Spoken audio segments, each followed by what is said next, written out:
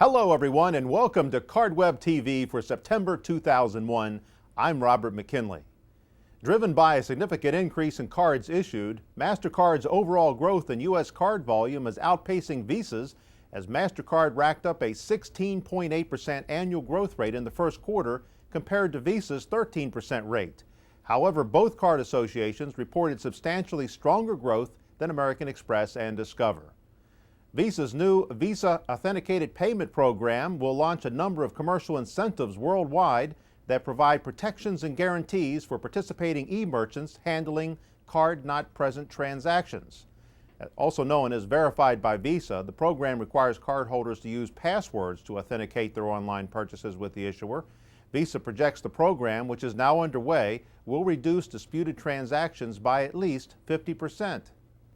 MasterCard has filed with the SEC a registration statement formally proposing the conversion of MasterCard International from a membership association to a private share corporation to be known as MasterCard Incorporated. In June, MasterCard International and Europay International announced intentions to merge. Personal bankruptcy soared during the second quarter. More than 400,000 cases were filed, the highest number ever filed in one quarter. According to the Administrative Office of the U.S. Courts, more than 765,000 petitions have been filed so far this year.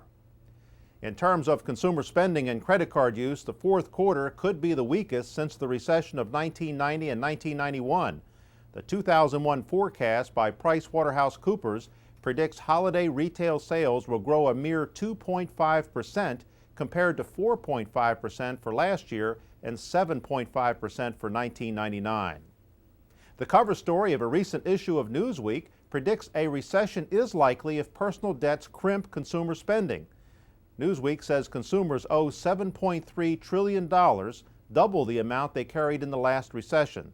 The article found that home equity loans are fueling discretionary spending. The prime rate has fallen to 6.5% after the Feds cut the federal funds rate to 3.5% and the discount rate to 3%. Since the first of this year, bank credit card rates have declined 175 basis points, while the prime interest rate has declined 300 basis points. However, card issuers report that rate cuts have been offset by higher losses and beefed up reserves. At mid-year, bank credit card volume grew at an annual rate of 14%. Adding further confusion to the direction of consumer spending and its effect on the overall economy. Card volume figures are generally skewed by the inclusion of business card usage, shifting of cash and check payments to cards, and the continual widening of general acceptance.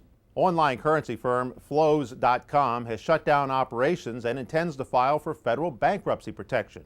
Reportedly, Flows sold $300,000 of its online currency this summer to a group of credit card fraudsters in Russia and the Philippines.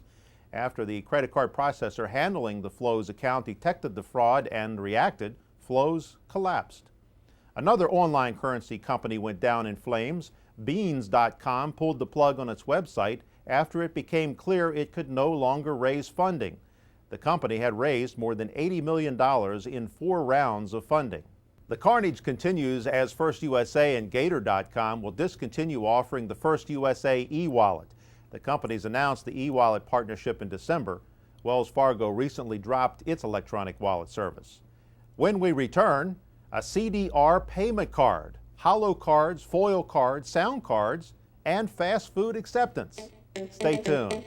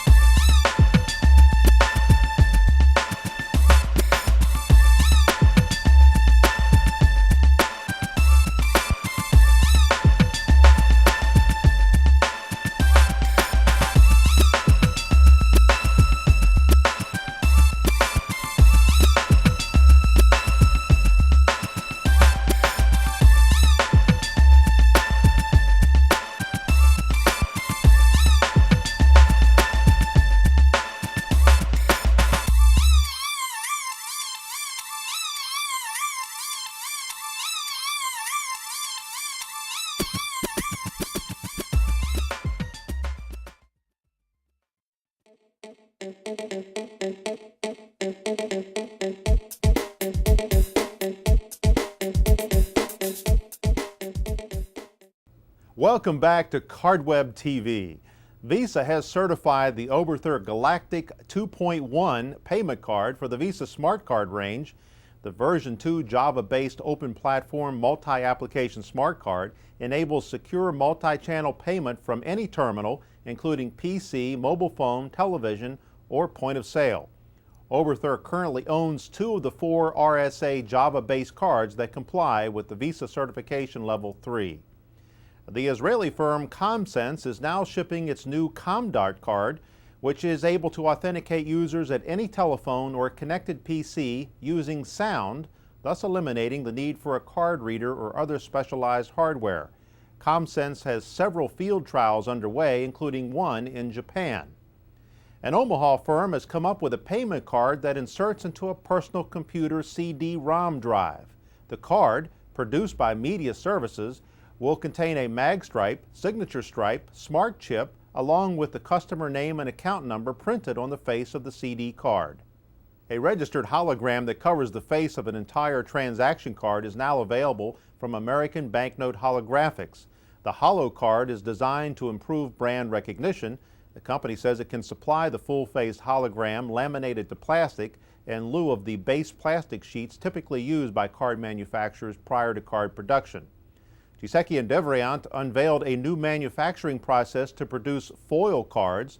The new G&D foil card offers card issuers the choice of custom silver gold holographics, laser refractive, or rainbow pattern card graphics. The foil effect can be applied to the front or the reverse of the card. Pittsburgh-based UPMC Health System has launched a smart card for patients. The Healthcare Passport Smart Card will hold a patient's demographic, insurance, or basic medical information and will soon be able to deduct co-payments from a flexible spending account. The program will eventually cover nearly 3 million patients in western Pennsylvania. Smart cards have found an application in managing California's Proposition 36 initiative, which mandates treatment instead of incarceration for nonviolent drug offenders. New York-based NetSmart Technologies is providing one county with smart cards to manage the program. PayPal has surpassed 10 million registered users in more than 35 countries. The online payment service is used to settle more than 1 in 4 eBay auctions, with PayPal members spending approximately $10 million a day in 200,000 transactions. Hughes Network Systems has partnered with Paymentech to offer a bundled service for payment authorization processing via satellite for small and large businesses. Hughes currently transports over 5 million transactions per day using the DirectWay satellite service. First Data Net continues to take shape as FDC completed a transaction to acquire a 64% equity interest in NICE.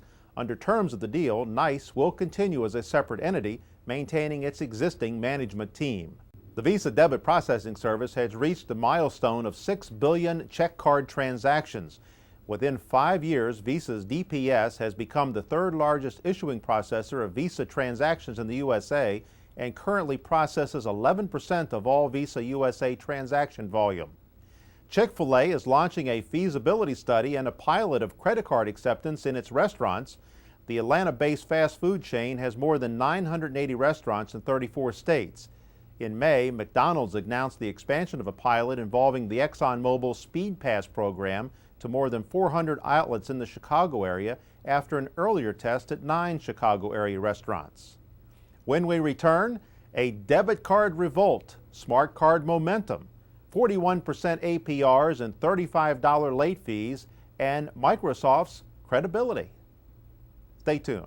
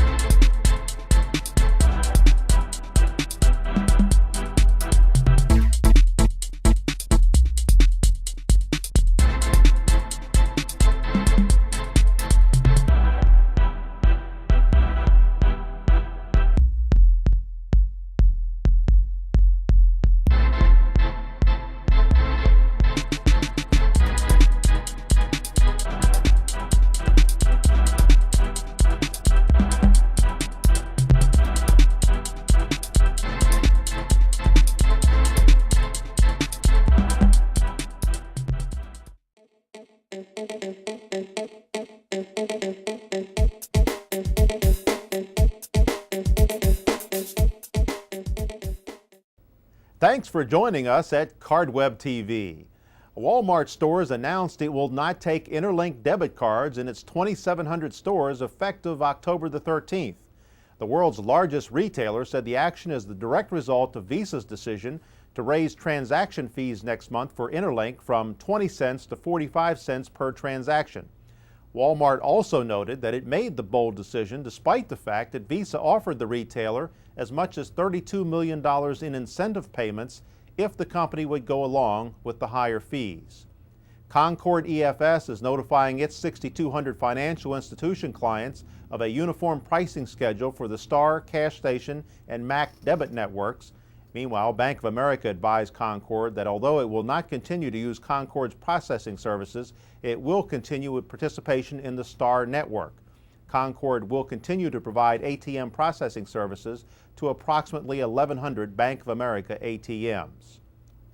Providian lowered its earning estimates for the year, citing a recent slowdown in customer purchase activity, softer loan demand relative to expectations, and ongoing credit tightening. The news drove Providian stock to new 52-week lows and spilled over to other credit card stocks. Providian stock began to tumble after analysts complained about the manner in which Providian revealed that it had changed its policy on how it accounts for bad loans during the second quarter. Smart card issuance in the USA is steaming ahead with an expected 14 million Visa and American Express smart cards to be in use by year's end.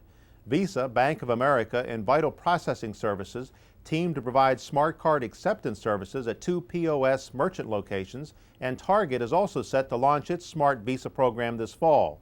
Visa expects about 7 million Smart Visa cards to be issued by the end of 2001.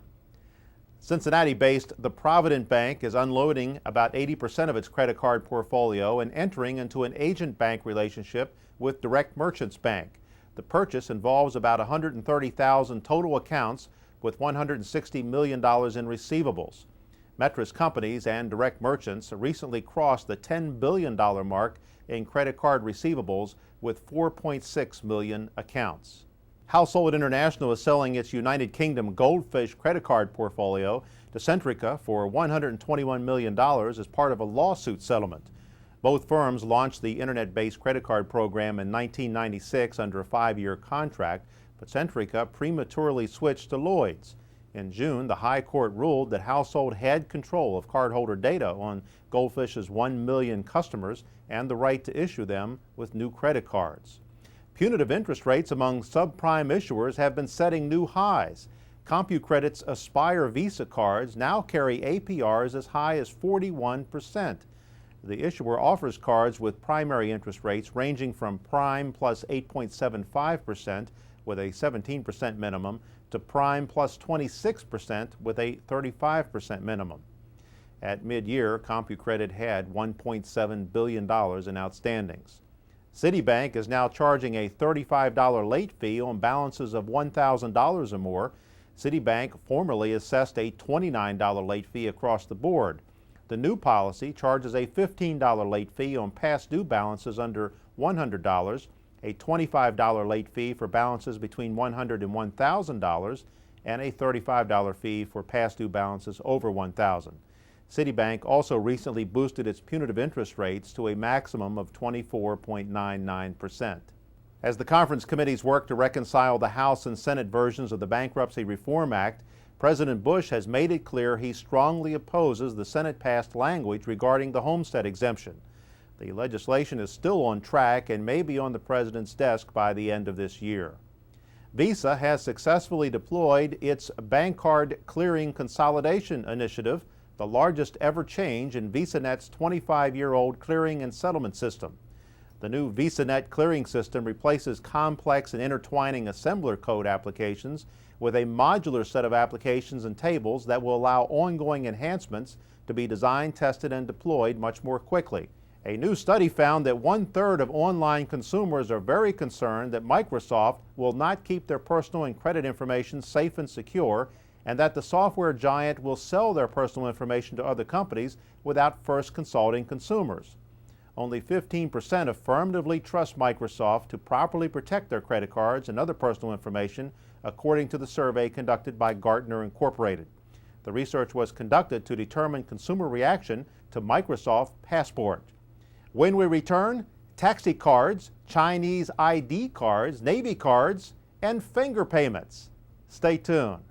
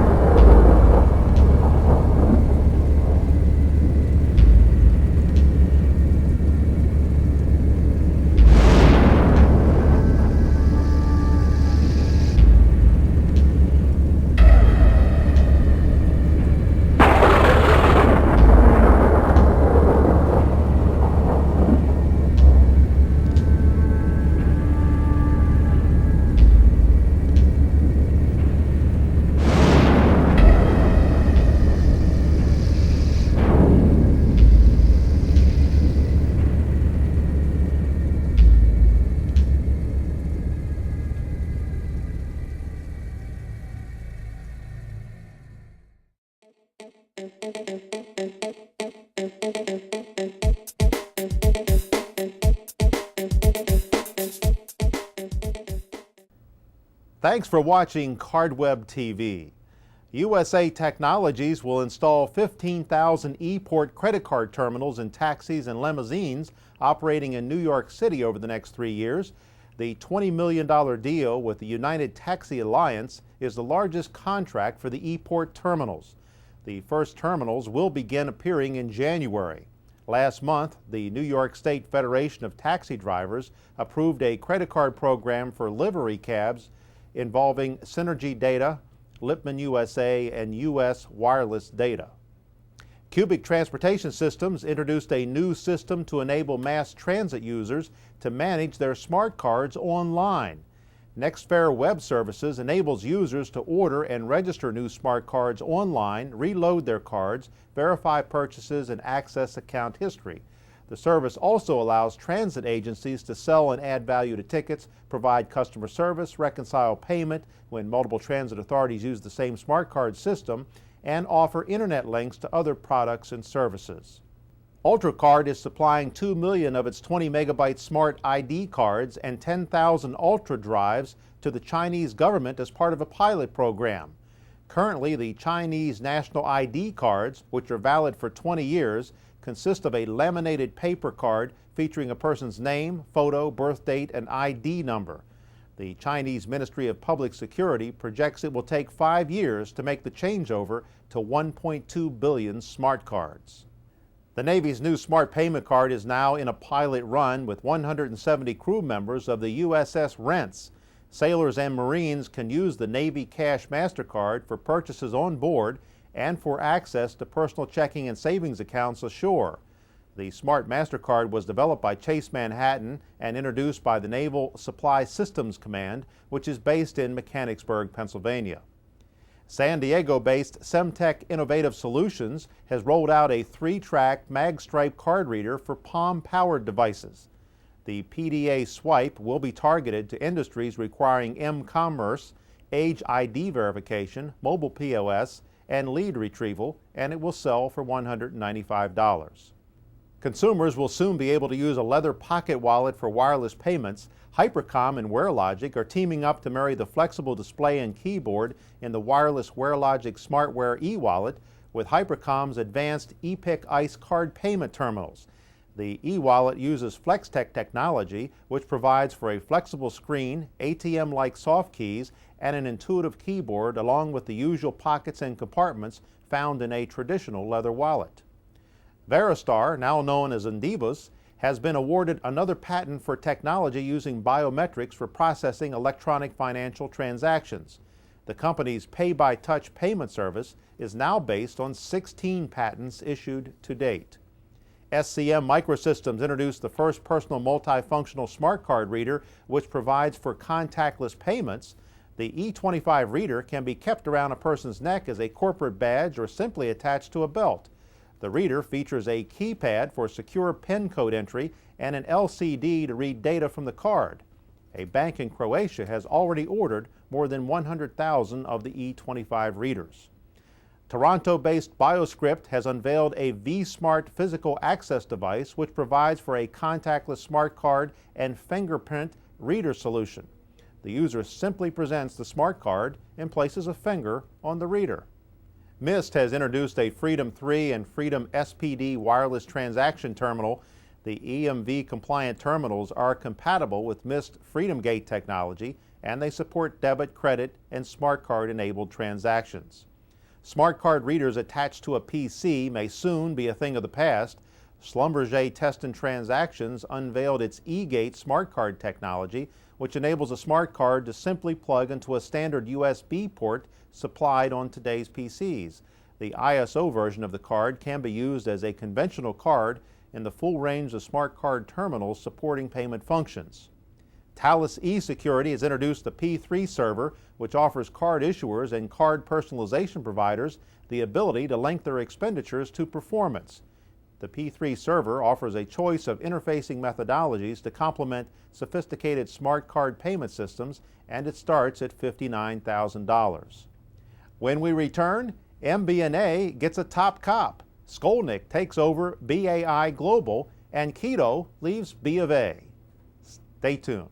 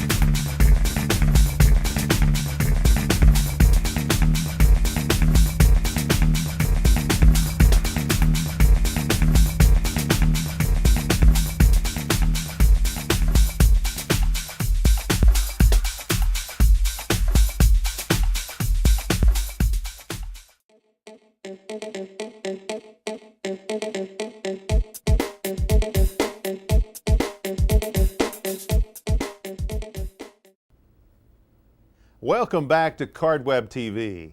MBNA has hired former FBI Director Louis Freeh as Senior Vice Chairman for Administration. As MBNA's top security executive, Freeh will be responsible for personnel hiring, legal affairs, and facility security. Mr. Freeh will oversee all of the company's legal affairs and will be responsible for the company's facilities, which include more than 6 million square feet of office space at 36 locations throughout the world. Robert Skolnick has been named President and CEO of BAI Global. Skolnick, formerly the Executive Vice President of the firm, succeeds Kathleen Knight. MasterCard International announced that John Stuart, former Deputy General Manager and Head of Communications for Europay International, has joined the Global Marketing Group as Senior Vice President of Global Sponsorships and Event Marketing. The Board of Directors of Unisys Corporation elected Denise Fletcher, Executive Vice President and CFO of MasterCard, as the 11th member of its board. Fletcher has been CFO of MasterCard since September of 2000. Fair Isaac has named J.C. Wood, formerly with TransUnion, as Vice President to lead the Market Smart business development effort. Washington Mutual announced that Kenneth Kido has joined the company as Executive Vice President of Consumer Lending. Kido most recently led the consumer card division for Bank of America. Check Free Corporation says that Alan Shulman will voluntarily leave his post as Executive Vice President and General Counsel at the end of this year. He also served as CFO from August of 1998 to May of 2000. Miami-based Blackstone has named John Marshall, former SVP of Hypercom, to the newly created position of President of Blackstone's Prepaid Systems Group.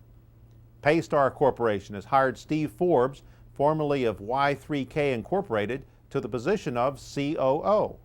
NCR has named Earl Shanks as VP CFO, succeeding David Behrman, who is retiring from the company at the end of this year.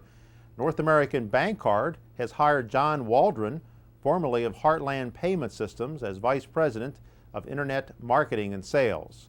Payment Systems for Credit Unions has named Chris Legett to the position of National Sales Director. When we return, the Beanie Card, Payroll Card, and the Train Card. Stay tuned.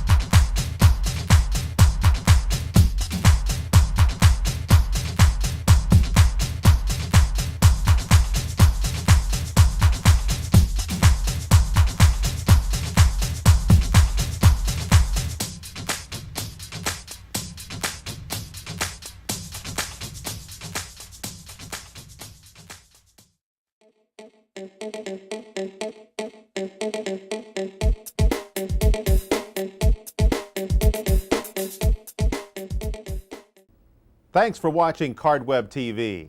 MBNA said its new Beanie Baby MasterCard has generated more response in its first 3 weeks than any other web-driven initiative. The new co-branded MasterCard offers an exclusive Beanie Baby designed expressly for MasterCard by Ty Warner, who is chairman and CEO of Ty Incorporated. The card also offers a points program and special Beanie Babies created exclusively for the program. Visa USA has introduced a payroll card that will be issued initially by Bank of America, Bank One, First Tennessee, Fleet Boston, and U.S. Bancorp. The American Banking Association says between 12 and 15 million households do not have a banking relationship. The new MBNA Amtrak Guest Rewards MasterCard is now on track after replacing the Capital One Amtrak SmartTrack Rewards Visa. The new co-branded card ties into the Amtrak Guest Rewards loyalty program, which was launched last November. In May, Amtrak announced the new agreement with MBNA. Chase and Continental Airlines have taken off with a World MasterCard and Visa signature versions of their co-branded program. Charter member enrollees in 2001 will pay an annual fee of $65 for the card.